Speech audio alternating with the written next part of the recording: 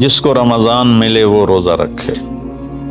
تو روزہ تو انشاءاللہ رکھیں گے، لیکن میں تھوڑی سی ایک گزارش کروں گا کہ جسم کی صحت کے لیے اپنی غذا پہ کنٹرول کریں۔ شاید کوئی یہ نہ بتائے، میں رمضان کے آداب میں یہ بات بتا رہا ہوں، سحری اتنی دبا کے نہ کھائیں کہ عصر تک اسی کے ڈکار آتے رہیں، کھٹے ڈکار آتے رہیں، اور افطاری اتنی دبا کے نہ کریں کہ پھر تراویح کے وقت پڑھاؤ کہ ہن میں کیویں پڑھاؤں، اٹھیا ہی نہیں جاندہ، مجھ بن کے ڈٹھا پہ ہوندا۔ تو سحری کھائیں اتنی کہ بس عام معمول کا پیٹ بھر جائے، کچھ حصہ خالی ہو، اور آپ کو دوپہر سے بھوک لگنی شروع ہو جائے۔ جب آپ کو دوپہر سے بھوک لگنی شروع ہوگی تو آگے 6-7 گھنٹے کا سفر ہے، اس میں پوری مشین خالی چلے گی، تو جتنے گندے مادے اور فاسد مادے جمع ہوتے ہیں وہ سارے جل جاتے ہیں۔ اچھا، رمضان کے دونوں طرف معنی آتے ہیں، وہ میں بتاتا ہوں، ابھی میں جسمانی بتا رہا ہوں۔ اچھا، ایک اور بھی بڑا خوبصورت رمضان کا معنی ہے۔ اللہ کے نبی نے فرمایا کہ یہ نہ کہا کرو رمضان آ گیا اور رمضان چلا گیا، کہو رمضان کا مہینہ آ گیا، رمضان کا مہینہ چلا گیا، چونکہ رمضان اللہ کا نام ہے، رمضان اللہ کا نام ہے۔ اللہ اس میں اپنے بندوں کے گناہوں کو جلا دیتا ہے، تو اس لیے یہ تفسیر رازی کی روایت بیان کر رہا ہوں، اس کی صحت اور ضعف کے بارے میں مجھے نہیں پتا۔ تو رمضان کہتے ہیں جلا دینا، جلا دینا یا جل جانا۔ تو جب آپ کا فاقہ 12 بجے سے شروع ہو جائے گا، وہ 6-6:30 بجے تک چلے گا، تو آپ کے جسم کا ایک ایک خلیہ گرم ہو جائے گا، اور اس میں سے بھاپ نکلے گی، اور آپ کے جسم کی گندگی پورے سال کی جو جمع ہے وہ جلنا شروع ہوگی۔ پھر آپ افطاری جب کریں تو سنبھل کے کریں، ٹھنڈا برف سے بھرا ہوا پانی اور روح افزا اور جام شیریں اور دودھ سوڈا، اور اس میں برف کے اتنے بڑے بڑے ڈلے ڈال کے جب آپ پیتے ہیں تو سارے دن کے روزے کا جسمانی فائدہ فوت ہو جاتا ہے، ختم ہو جاتا ہے۔ سنبھل کے پانی پئیں، اور روم ٹمپریچر کا پانی پئیں۔ اس وقت معدہ گرم ہوتا ہے، اس میں ٹھنڈی بلا ڈالنا، اور پھر آپ اس پر دوسرا ظلم یہ کرتے ہیں کہ اتنا ٹھنڈا پینے کے ساتھ گرم گرم سموسے کھاتے ہیں، گرم گرم پکوڑے کھاتے ہیں، اور کئی ماشاءاللہ ساتھ وہ پیس کو بھی ملاتے ہیں، کوئی چانپیں ملاتے ہیں، کوئی پیس ملاتے ہیں۔ یہ افطاری ہوتی ہے، اور پھر کھانا اس کے بعد ہوتا ہے۔ تو سادہ پانی سے روزہ افطار کریں، اور مغرب کی نماز کے بعد ہلکا پھلکا کھانا لیں، اور پھر تراویح کا انتظار کریں، تراویح پڑھیں، اور اس کے بعد جس کا ذوق ہے ٹھنڈا پانی پینے کا وہ ٹھنڈا پی لے، گرم کا ذوق ہے گرم پی لے، لیکن برائے مہربانی کئی چیزوں کا، اب میں ایک آپ کو مثال دیتا ہوں۔ یہ ہماری گاڑیاں ہیں معمولی سی، تو ہم اس میں دیکھتے ہیں کہ اچھا پیٹرول کہاں ملتا ہے۔ جس پیٹرول پمپ کا پتہ چلے کہ پیٹرول اچھا نہیں، ہم سزوکی والا بھی آگے چلا جاتا ہے کہ ویکھو چنگا پیٹرول کتھوں لبدا ہے، اور جن کے پاس مہنگی گاڑیاں وہ ہائی آکٹین ڈلواتے ہیں، جو پیٹرول کی سب سے اچھی قسم ہوتی ہے۔ تو ہم اپنی ایک چھوٹی سی گاڑی، چند لاکھ یا چند کروڑ کی گاڑی کو اچھا پیٹرول دینے کے لیے کئی کلومیٹر سفر کرتے ہیں کہ وہاں کا پیٹرول پمپ اچھا ہے، اور یہ جو گاڑی ہے جس کی آنکھ کا یہ ابرو کا یہ جو پپوٹے کا بال ہے، یہ اگر گر جائے تو ساری دنیا مل کے نہیں دے سکتی۔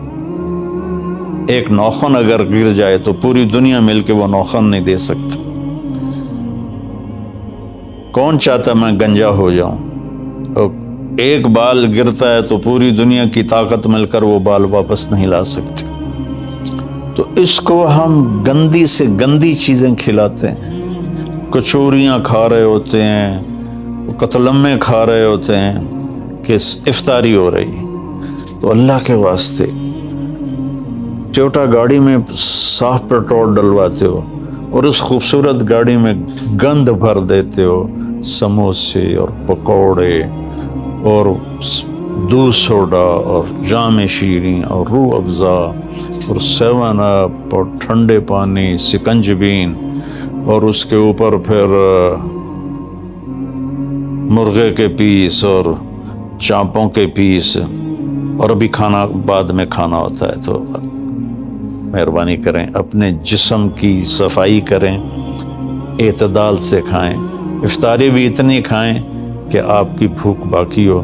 تو آپ آرام سے تراویحیں پڑھ لیں گے، تو تراویح پڑھیں، پھر اس کے بعد آپ آرام کریں، جلدی سے سو جائیں.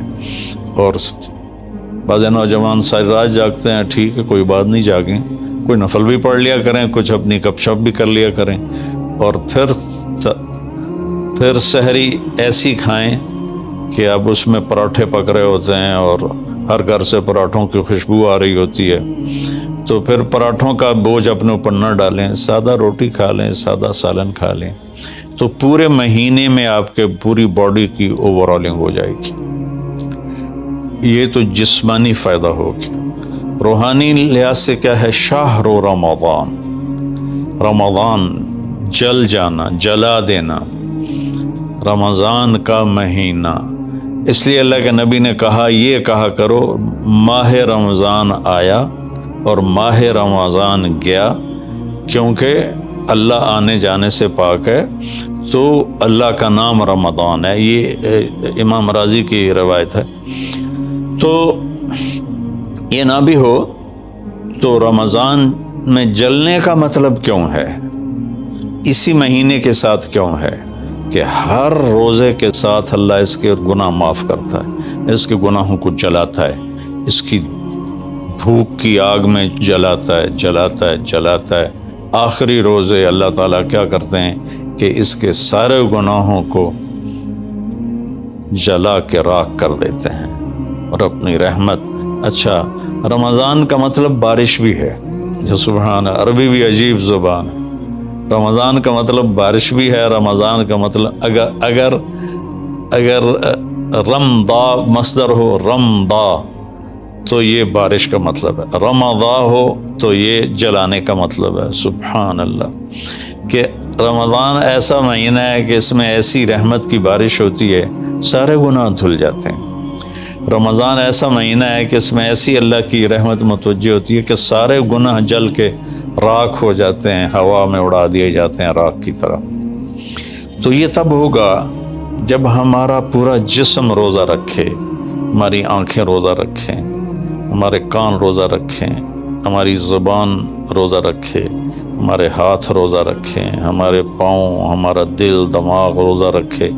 تو پھر یہ روزہ، یہ رمضان بنے گا اور ہمارے گناہوں کو جلا دے گا یا دھو دے گا.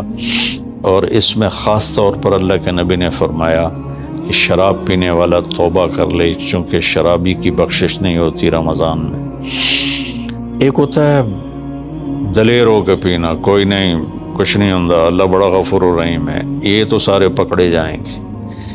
ایک آدمی میرے پاس آیا، وہ کہنے لگا جی مجھے شراب کی عادت ہے، چھٹتی نہیں، کئی دفعہ چھوڑی ہے، پھر نہیں چھوٹتی. اور پھر جو وہ دھاڑے مار کے رویا، اتنا رویا کہ میں بھی غمگین ہو گیا اس کے رونے کو دیکھ کر.